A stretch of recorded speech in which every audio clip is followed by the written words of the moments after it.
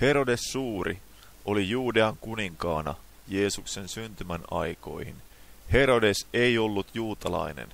Herodeksen isä oli Antipaatter, joka oli idumealainen.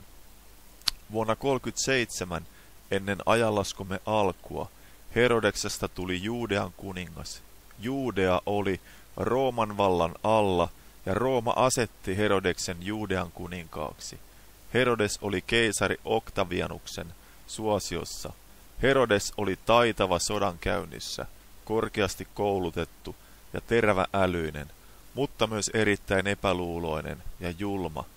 Herodes tuhosi ja tappoi koko hasmonilaisen kuninkaallisen perheen. Herodes tappoi myös monia juutalaisia, jotka vastustivat hänen valtaansa. Herodes tappoi myös vaimonsa Mariamnen sekä hänen 2 poikaansa. Herodes oli julma tappaja ja verenvuodattaja, joka oli myös mielistynyt jäljittelemään roomalaisten tapoja. Herodes teki kansalle raskaat verot. Herodes oli juutalaisten epäsuosiossa, koska hän oli julma omaisiaan kohtaan ja juutalaiselle kansalle. Herodes Suuri koitti saada juutalaisten suosion ja kunnioituksen rakennuttamalla loisteliaan temppelin Jerusalemiin. Herodes ei kuitenkaan onnistunut saavuttamaan juutalaisten luottamusta. Herodes Suuri kuoli 70-vuotiaana, kun hän oli hallinnut kuninkaana 37 vuotta. Herodes hämmentyi kuullessaan tähdestä ja juutalaisten kuninkaan syntymästä. Herodes oli varmasti kuullut profeetallisen sanoman Israelin hallitsijasta ja tähdestä, joka nousee Jaakobista, sillä tämä profetia oli kirjoitettu Raamattuun.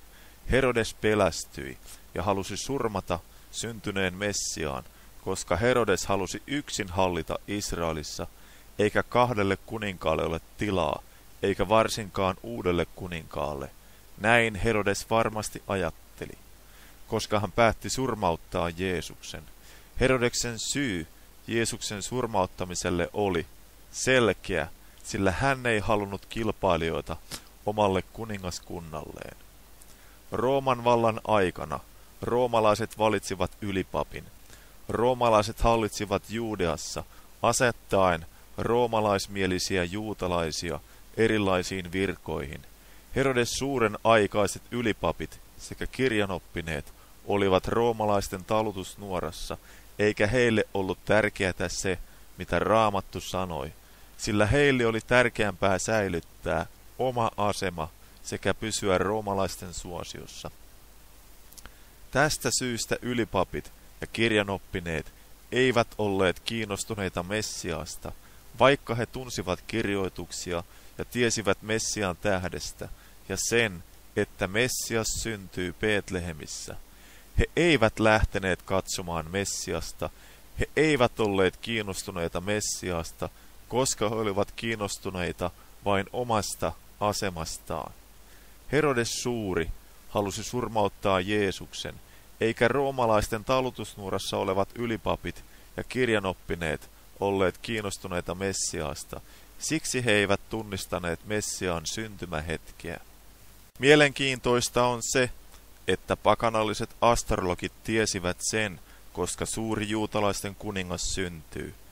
He halusivat myös osoittaa kunnioitusta hänelle, ja siksi Jumala johdatti heidät yliluonnollisesti Jeesuksen luokse.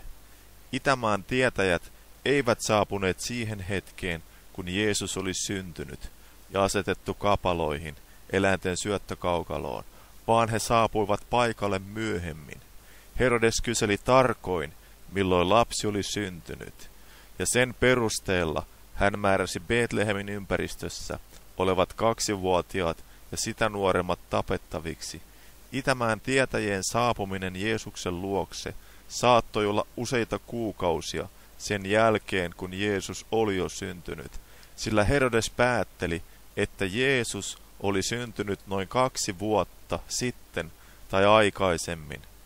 Herodes saattoi näin myös varmistaa, että saisi tapettua Messiaan, siksi hän asetti aikarajan varmuuden vuoksi 2 vuoden päähän.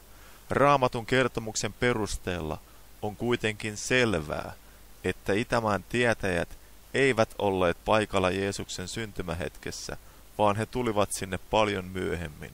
Raamattu ei kuitenkaan kerro meille sitä, että voisimme tietää tarkan vuosiluvun, milloin Jeesus syntyi.